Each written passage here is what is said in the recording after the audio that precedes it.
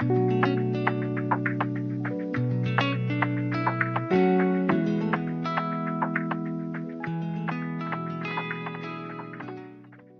right. Welcome to Girls Need Love, the podcast where faith stops pretending and healing tells the truth. I'm Malesia. And I'm Chanel. And before we jump into today's conversation, we are starting the way we start every episode, just arriving as authentically as we can. No performance. No pretending like we're not in the midst of healing at this very moment. Per usual, we're addressing something widely addressed but not explained well, being healed. But before we get into that, Chanel, how are you arriving today? Ooh. Honestly, I'm arriving tired. A little tired. What about you? Come on, tired. Okay. You know what? Same. Okay. Same. I second that. Tired. Today, we're going to grapple with the reality and the nuances of healing in various stages, right? So like we do every week before we get started, let's slow down and take a breath. Take one slow breath with us. Inhale. Exhale. Nothing to fix. Nothing to prove. Just presence. Okay. Amen. Healing. I hear this word so much in cultural discourse, and it is usually a suggestion or a solution after something hard or terrible has happened. Like people say, you just need to heal, or seek healing, with very little explanation about what it means or how to engage to be well. Yep. So what does it mean to heal? How do we do it? What are the nuances of it? And how is it helpful? Please tell me. Yeah, because healing should not be an option, but right, a non-negotiable, because it is a matter of your mental health, how much you grow, how you engage in relationships, what you choose, even your perception of God is tied to how healed you are. Exactly. So today's episode is giving a healed woman. So let's get into it. So Malesia, first and foremost, what is healing? And may we also address the reality of how pain is connected to healing? Man, that's that is such an important question, because I think a lot of people think healing means I no longer feel pain, right? But healing is not the absence of pain. It's the ability to relate to your pain differently, right? So healing is becoming more whole, more aware, more integrated. It's learning how to stay present with yourself, with God, and with your story, right? Without being consumed by it. And honestly, pain is often deeply connected to healing because pain is information, right? And we talked about this on another episode, but pain is an interpretive lens. Pain tells us something matters here, okay? Something was wounded here. Something needs attention here. And I believe the problem is many of us were taught to avoid pain instead of listen to it. Listen. It's interesting because if we choose to listen or look at pain, it's still pain regardless. So if I'm avoidant of it, it's still there. When I look at it and acknowledge it or listen to my pain, it's still there. But the difference is if I look and listen, there's an opportunity for me to find out how it is I navigate through it well to benefit me so that I can become more whole. Come on. Right? So avoidance is actually much more harmful than we think. And I think that avoidance is paired with our level of comfort. But comfort can actually be quite deadly. Ooh. Come on now. Right? We're out here suppressing it. We're out here spiritualizing our pain. We're intellectualizing our pain. Like, my hand is up, right? But anything but feel it, right? And I think healing usually requires us to acknowledge what hurt us, right? What shaped us. and what we've been carrying. And that process can be painful because growth often asks us to grieve, right? Grieve who we were, grieve what we lost, grieve what we deserved but didn't receive, and the versions of ourselves we created just to survive, right? So I want to be very clear, healing is not painless, right? So, but pain in healing is different from suffering in silence, though. Okay, so let's throw that out there. One of the things that is coming up for me, because you said like something about benefits, right? So what are the benefits of feeling your feelings? I mean, when we think about the way that pain can inform how you then move forward, right? It can inform how you decide things, right? So like I think that we certainly have a way that has been passed down, or maybe things that have been modeled and we have seen those things. But I think pain informs us to then say, well, I no longer want to do it like that, right? Or I no longer want to, live in this space where I'm tapped out of my feelings, right? Like I'm not tapping in, but I'm tapping out. And so I think pain allows us to then say, well, you can look at this, right? And if you do look at this, how do we move forward so maybe this doesn't happen again? Or if it does happen again, what type of resiliency is built up to where it does not take you out? I don't know. It's information. Pain is information. Okay, so let's unpack wholeness being linked to what has been survived, right? So can we address scars that are unseen? I have heard the term scars being representation of what has been overcome. However, this is too abstract for me. So can we explore what this actually means in layman terms? Come on, layman terms. Absolutely, right? I would do that.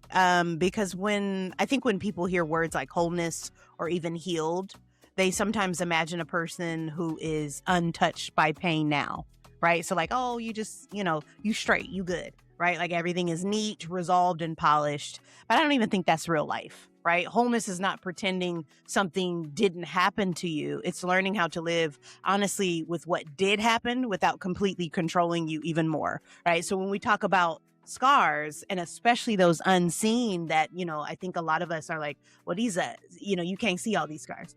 We're talking about the emotional, the psychological, and the spiritual marks left by experiences we survived, right? So things like rejection, grief, church hurt, okay, abandonment, toxic relationships, being overlooked, always having to be the strong one. Those experiences leave impressions on us, even if nobody can physically see them. So I think in layman's terms, right, a scar is evidence that something hurt you and evidence that you survived it. Okay, so I want us to go even deeper, right? So evidence that something hurt you, a scar. How does a scar show up though? Because a lot of these things are unseen. We're not talking about falling off a bike or running into a pole and it leaves some kind of bruise or some kind of something that requires surgery in our physical body. How do scars show up? So in terms of how you then, it affects your personality, right? It affects your person, right? So, if you were to physically walk through a door, right? And that door, every time you walk through it, it hit you, right? I think at some point you're going to say, okay, well, I'm going to stop walking through that door, right? So I think there is a part of you that is no longer like trying to figure out, why is this door keep hitting me? You just get to the point where you're like, I'm going to stop going through that door completely. So I think that it does stop us short, stops us in our tracks in terms of things that maybe we should be going after, but we're not asking the right questions, right? So I think when we look at pain and we look at scars as information, right? Or evidence of something that has caused disruption in our lives, when we look at it as that information, then we can start to ask ourselves like the necessary questions of, why does this door keep hitting me? Why do I keep going back to the things that hurt me? Or why does this thing continue to, just persist in my life that is harmful, right? So I think that these scars being evidence allows us to then, we got to investigate, right? Like, I need to be an investigator in my life. I need to be an investigator in terms of these emotions. I can't run from everything. I can't run from the door that keeps hitting me, because at the end of the day, maybe that's the door I'm supposed to go through. But I need to figure out why. So, I mean, the $1 million question before we even talk about anything else is, okay. Come on, $1 million. How do we heal? Whoa. Heal, get better, get better. Be free, be delivered. What does that mean? How do I do it? That is $1 million question. And I think that it's, oh man, somebody give me $1 million. Cause girl, I have, the only thing that I have for you is lived experience, right? So I do not claim to be said expert in terms of your healing, your individual healing. But in terms of lived experience, you definitely got to look at this thing. You got to look at this pain. You got to listen to this pain, right? Or you will continue to, and I think that, some people have a certain mentality in terms of the things that hurt them. And so we don't all have the same disposition in this thing. But I think if you can honestly take a look and honestly look at it, right? An honest look. Come on now. Then you're able to see it for what it is. Remove, other variables, remove people out of it. And you just stare in the mirror and you say, okay, how did we get here? Right? I think you start to collect data, right? You start to then analyze that data, right? Your brain is doing it no matter what, right? It's going to do it without you being aware. And then what it's going to do, if we use that door example, is it's then going to say, well, in order to keep you safe, Chanel, right? We're just not going to walk through that door. So no matter what the process, right? Because the brain is your central, it is already doing that for you. And so maybe you should then partner with your brain and say, okay, what did really hurt me? Not the narrative that your brain is like, well, this is what I was able to see and interpret. You got two eyes. You got to look at this thing. And I mean, looking at it will help give context about what the solution needs to be. Because all pain does not require the same kind of solution. So this is why it is important to look and listen. Why did this hurt? Why was I in that situation? How did I end up in this situation? Who were the persons who were involved? What was said? What did I say? What could I have withheld? What should I have said? Like, all of those things are very important, because then it really prompts you to consider, okay, so what am I going to do about this? Now, naturally, because what was the first episode? God in therapy or something like that, right? Like, when you go about looking to heal, therapy is important. Going to a licensed clinician, very important, because that's going to give you language for what to go to God about. Right. But then when you spend enough time being honest about, okay, so why am I actually hurt? Why is this painful? Why has this continued to be painful? Then it helps give you the answers to the healing that you're looking for. Because you want to feel better, but you don't want to accept or acknowledge the fact that you are in pain. That's never going to work. Right. Where does that even work? So I would say that's where we need to start when it comes to, how do I heal? Yep. That's good. Yeah. That's real good. All right. So people have often attributed being healed as being a ready-made woman who will not refuse or displease others, right? Because she is doing so well, she allows all manner of things. which is ridiculous. So let me ask you this, Chanel. Why do you think people struggle to recognize healing when it doesn't look soft, right? Agreeable or constantly accommodating? Like, why do we often expect healed women to be endlessly accessible, endlessly forgiving, and never disruptive? When real healing sounds like, and you just explained it, like it sounds like boundaries. It sounds like honesty and even saying no, right? Like, yeah, just no. I mean, I think that the answer is in the question, because it doesn't look soft, agreeable, or constantly accommodating. I think that's why people struggle to recognize any of that. Mm-hmm. Like, healing is ugly. It can be nasty. It's very deep soul work. But also, when you heal, the people who are connected to you, who you've been in close proximity to, things change with them as well, because you are changing. They are responding to you coming to some kind of homeostasis. So because of that, come on now, naturally, there's going to be a lot of disruption. Healing causes disruption. Healing causes you to not change your identity, but to show you what your identity should have been and what you've been groomed and socialized to be. Mm-hmm. That is a very hard thing to do. I want to become well. What is this going to cost me? Because it costs. Mm-hmm. It's a heavy price. And we don't like being inconvenienced. We don't like being uncomfortable. So I'd rather just continue to do the same thing. Because why not? I stick with the evil that I know. It's not good over here. I don't really like it. I would like more, but I know how to navigate this. The ambiguity of healing is difficult for me. It's too overwhelming. But then also, I'm not sure in the communities that we may belong to, in faith communities or communities of color, if we really talk about in our families and even among friends, what is healing? Like, we just are the way they are. We show up, we exist, we go to the family reunion, we go to our mother's house, we go to our father's house, we just kind of exist. Nobody talks about the fact that there is real pain. And how do you navigate through pain?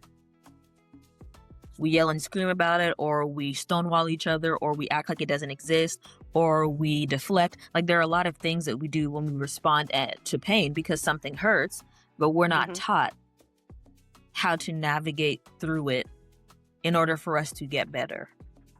Right. Starts at home, really. Right. Ooh. I think a lot of people confuse healing with comfortability, right? Yes. Oh, yes. Right? If a woman is healed, but still easy to access, right? Easy to use, easy to silence, people celebrate that version of healing because it doesn't disrupt anything, right? But real healing changes how a woman relates to herself, right? She starts noticing what drains her, what dishonors her, okay? What she tolerated just to keep the peace.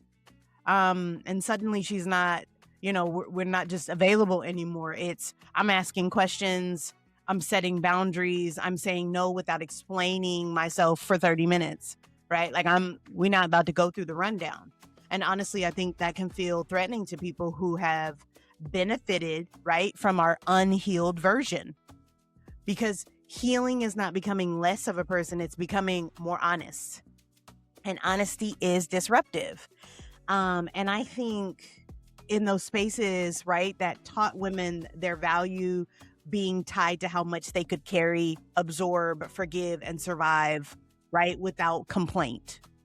So that was certainly how we were socialized with this version of healed. But I think we said something the other day was about the difference between healed and just over it. Let's talk about it. What's the difference?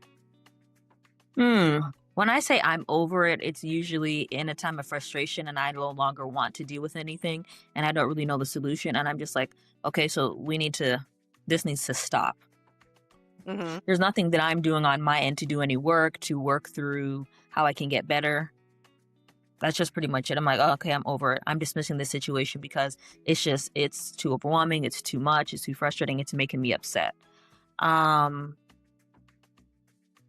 Being healed, I think, is doing what we said earlier, looking at the pain, listening to the pain, having dialogue with other people who are trusted about the pain, asking yourself, Mm-hmm. why has this caused pain? Where has this come from? What part did I play in it? If I played a part in it, what part did the other parties play in it? And then involving your therapist, if you have one, going to God about all of these other things. I think that is what healing or being healed entails, as opposed to I'm just over it. Mm-hmm. Yeah. No, that's good. And I think that we have conflated the two. I think that there are a lot of people, like, especially when we think of this healed woman, right? There are a lot of people that are like, no, I'm over it. And they believe that that means that they are healed from it. But I think if we go back to, what was that, episode 3, triggered or convicted, right?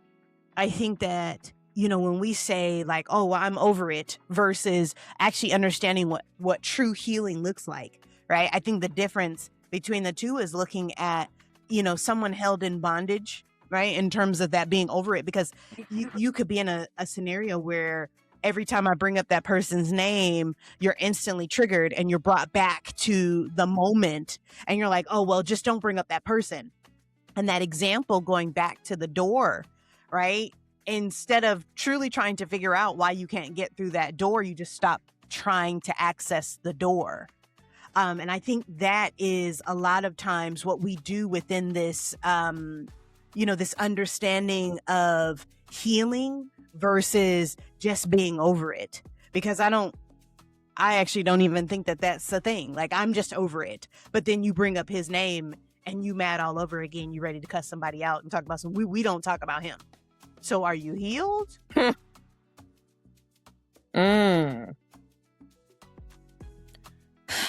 I'm just thinking about just the reality of, like, if you have to have surgery, right? Something is not going well in your body, therefore you need surgery so you have optimal health. But usually surgery, like after recoveries, is quite painful. You need pain medication. Sometimes you'll have to go to physical therapy, occupational therapy. Sometimes you just have to sit at home and just lay down and rest. You can't move a lot.Maybe you can't lift a lot. Your life has to be altered in order for you to work through your recovery. You, a lot of times, feel worse before you feel better. So there's nowhere in here where we're talking about being healed and you feel good. Initially, you don't. Anytime that I've wanted to be better, when I'm like regarding my mental health or my emotional state, I had to have very tough conversations with myself. Very uncomfortable, hated it. It required a lot out of me. It was very overwhelming.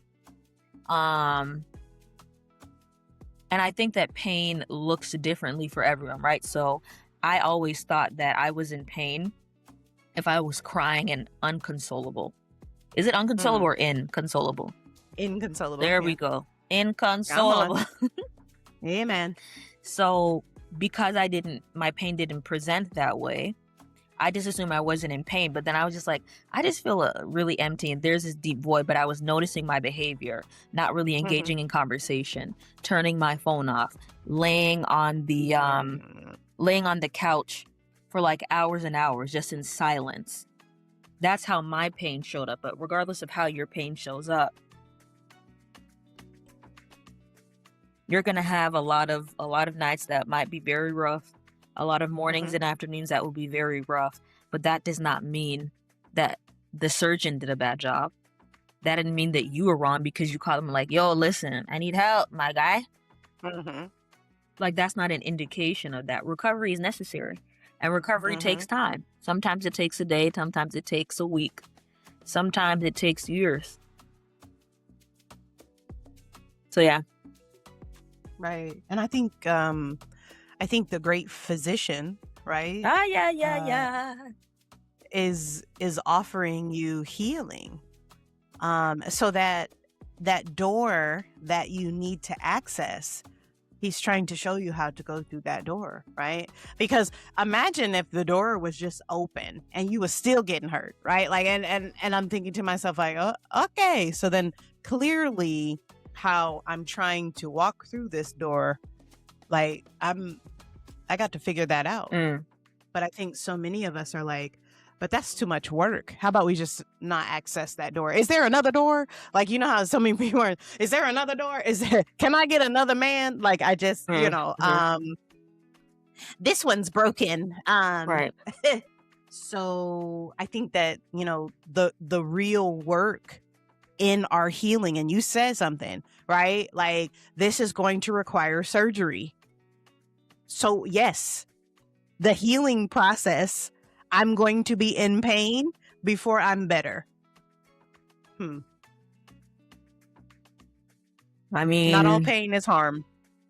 Would you rather the gnawing, nagging pain forever and ever and ever of not addressing it?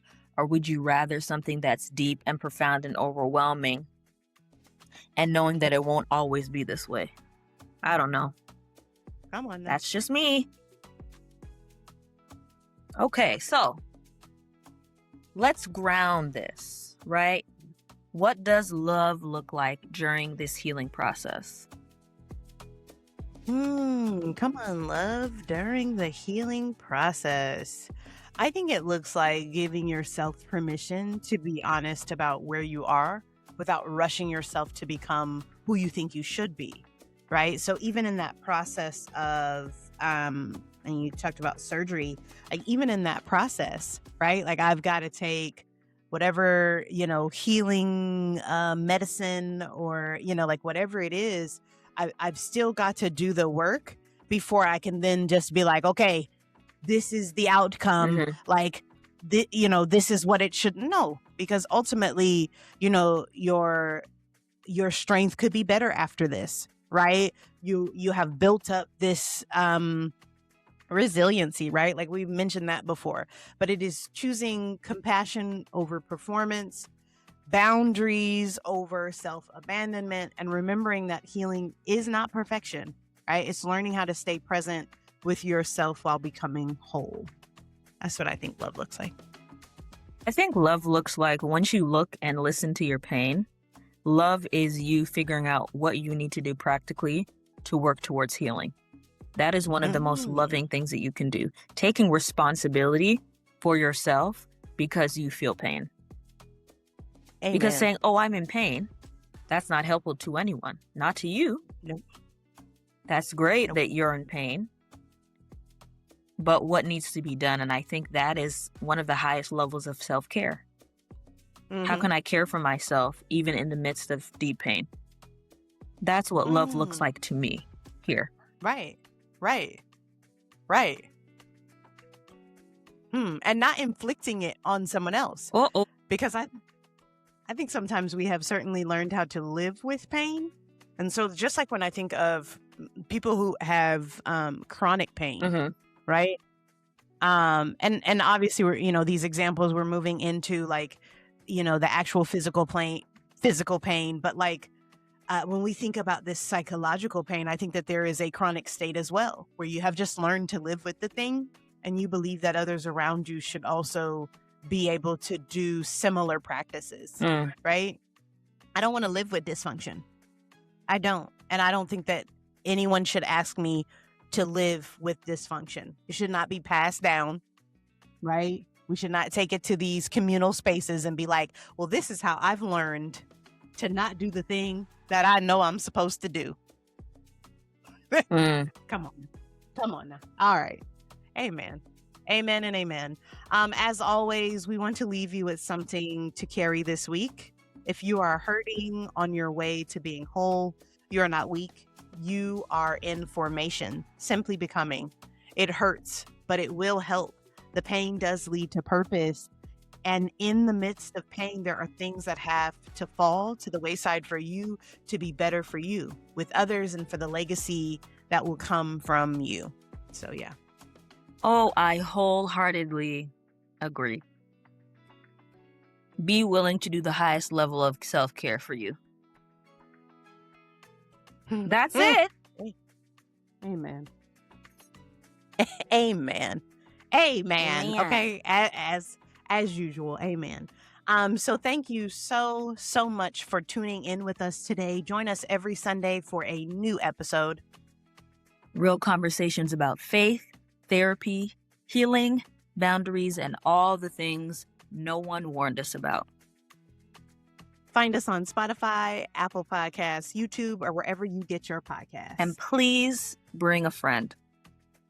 Please, because girls need love.